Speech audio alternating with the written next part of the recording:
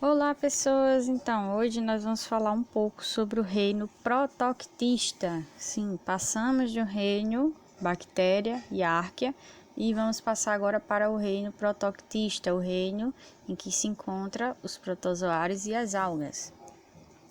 Até um tempo atrás, esse reino era denominado como reino protista, porque ele tinha apenas como representantes os protozoários. Porém, com as reformas que são feitas sazonalmente, então cada período vai ter uma reforma biológica, os pesquisadores chegaram à conclusão que as algas elas teriam um nível de proximidade filogenético, que vocês já viram que é filogenia, teriam um nível de proximidade filogenética com os protozoários. Logo, eles passaram a fazer parte de um mesmo reino.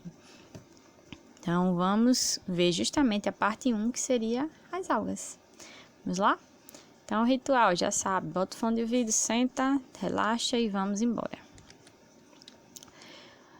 Primeiramente, eu trouxe as características dos protistas. Os protistas, primeiro ponto de característica é que a maioria são unicelulares. Porém, existem sim grupos que são denominados de pluricelulares, porém não formam tecidos verdadeiros, que são exemplo das algas. Mas a maioria, mesmo as algas, são unicelulares. São eucariontes, ou seja, possuem membrana nuclear, possuem a membrana separando o material genético do resto da célula. A maioria são aquáticos, ou seja, são encontrados em ambientes de água, ambientes submarinos, tanto água doce como água salgada. São heterótrofos ou autótrofos, ou os dois. Sim, existem grupos de protozoários, de protistas, no caso, de protoctistas, que eles vão tanto se alimentar através da heterotrofia, ou seja, vão obter alimento através de nutrientes do ambiente, como vão ser autótrofos, vão ter a capacidade de produzir seu próprio alimento. A reprodução pode ser sexuada e assexuada, dependendo da espécie, certo? Pode ser os dois, que é também chamado de alternância de gerações. A maioria, né, são de vida livres, então eles são encontrados no ambiente, vivem livremente e vão se alimentar no próprio ambiente onde eles estão. Ou eles também podem ser simbiontes. Um exemplo de simbiose são os líquens, que é uma associação entre algas e fungos. Então, são simbiontes, eles vão, apesar de não serem necessariamente de vida livre, ou seja, eles vão precisar de outro organismo, mas eles são encontrados no ambiente de forma livre, eles não são parasitas, a sua maioria. Então, vocês vão encontrar uma grande diversidade de formas desses organismos, então tem formas diferentes.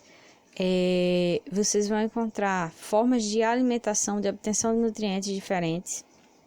E vão encontrar também tamanhos diferentes, então vão desde organismos microscópicos até organismos que chegam a 10 metros de comprimento. Indo para o grupo das algas propriamente dito. Então, as algas, elas são conhecidas por comporem o que é denominado de fitoplâncton. Então, fitoplâncton nada mais é que as plantas, entre aspas, microscópicas encontradas no ambiente aquático. Por que elas são denominadas plantas? Porque as plantas, como vocês sabem, no ambiente terrestre, elas representam o quê? A base da cadeia alimentar. São organismos autótrofos, produzem o próprio alimento, e esse alimento ele vai servir de base para todos os demais organismos da cadeia. No caso do ambiente aquático, o fitoplâncton ele faz essa função. Então, ele é a base da cadeia alimentar nos ambientes aquáticos. Então, vocês vão encontrar uma grande diversidade de formas. Esse fitoplâncton ele é microscópico e ele vai servir justamente de nutriente para o zooplâncton, que vai servir de nutriente para os peixes e assim por diante. Então, o fitoplâncton ele é a base da cadeia alimentar nesses ambientes. E vocês vão encontrar alguns filos desses organismos, são 6 filos no total, que são responsáveis pela grande diversidade de cores e formas das algas que a gente conhece atualmente. O primeiro grupo são as clorófitas, são reconhecidas pelas algas verdes, que vocês já sabem, já devem ter visto, a alface de praia, muito comum. A pirrófita, apesar de não ser muito conhecida, também são chamadas de algas de fogo, elas são encontradas num fenômeno que a gente vai ver mais à frente, que é a maré vermelha. A Euglenófita, são conhecidas pelas euglenas. A Crisófita, as crisofícias, elas são também encontradas em ambientes aquáticos, principalmente água doce. As rodófitas, elas são as algas vermelhas, que vocês também já devem ter visto, então são macroscópicas. E as feófitas são as algas marrons. Então, as algas marrons também, tanto as algas verdes, vermelhas e marrons, são os tipos de algas que vocês mais vão encontrar no ambiente, principalmente nas praias. Então, como eu disse, existem alguns fenômenos relacionados às algas, existem algumas curiosidades sobre as algas e eu trouxe algumas delas para comentar. A primeira delas, o fenômeno da maré vermelha. O fenômeno da maré vermelha nada mais é quando há uma superpopulação, uma superreprodução das algas pirrófitas, as algas de fogo. Elas se reproduzem de forma explosiva, então é um boom dessas algas, e é tão visível esse nível de reprodução que elas vão colorir a água em tom avermelhado fogo. É um fenômeno, chega a ser bonito de se ver, belíssimo, porém, contudo, entretanto, é extremamente perigoso se alimentar de animais que são encontrados nessas áreas que tem o fenômeno da maré vermelha. Por quê? Porque essa substância que elas liberam na água é tóxico.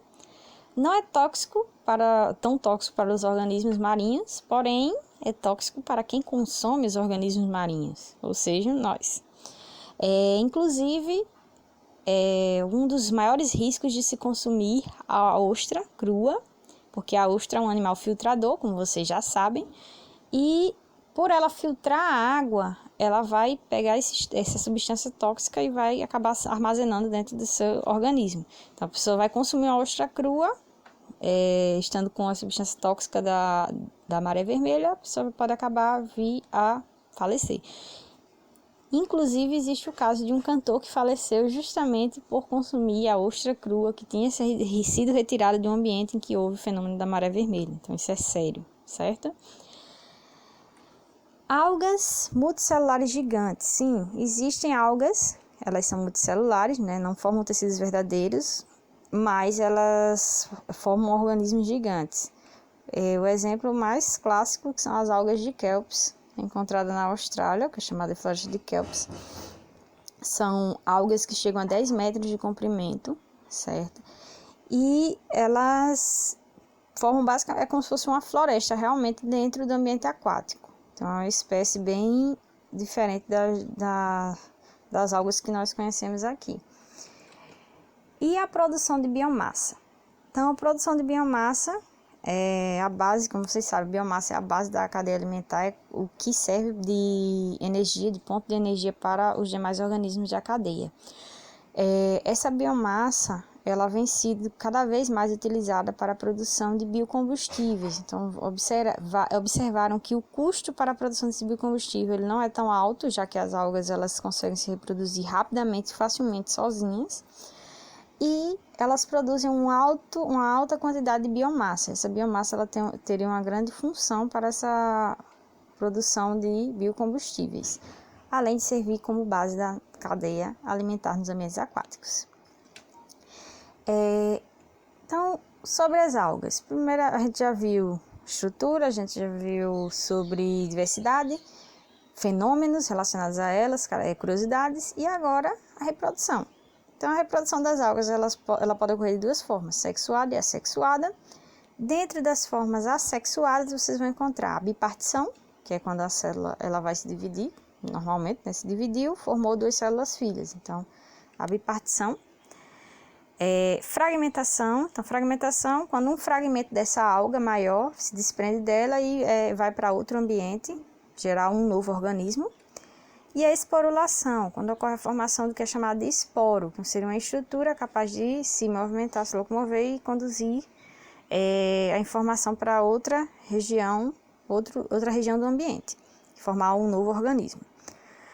Na reprodução sexuada, vocês vão encontrar o que é chamado de conjugação, quando duas algas diferentes, no caso, elas vão se conjugar, vão formar uma ponte entre seu material genético e vão formar uma estrutura denominada de zigoto, que vai gerar um novo organismo.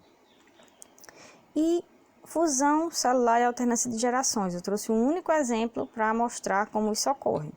Então, a fusão celular vai ocorrer quando dois zoósporos de algas, eles vão se unir e vão compartilhar o mesmo material genético. Houve o compartilhamento desse material genético, eles vão sofrer um processo de meiose, divisão meiótica, e vão gerar um novo organismo. Então, vai ocorrer o processo, vão gerar um novo organismo através de quê? De esporos. Então, os esporos são liberados. Ocorre o processo de esporulação junto com difusão, que seria basicamente a alternância de gerações. Então, alternância de gerações em quê?